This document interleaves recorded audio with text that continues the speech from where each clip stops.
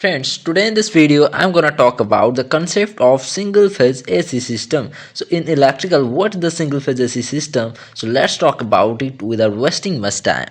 So a single phase AC system is the electrical power distribution system which uses a single alternating current waveform to transmit the electrical power. The single phase AC system can be used for residential purpose as well as for commercial and agricultural and remote areas also were using the single phase AC system.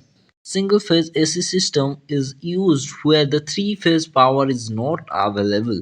The advantages of the single phase AC system that it requires the less complex wiring and installation, and the cost is very minimum to install. Now let's see what are the disadvantages of the single phase AC system.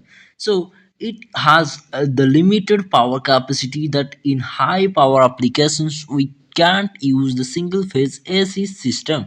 So these are the advantages and disadvantages of using the single phase AC system.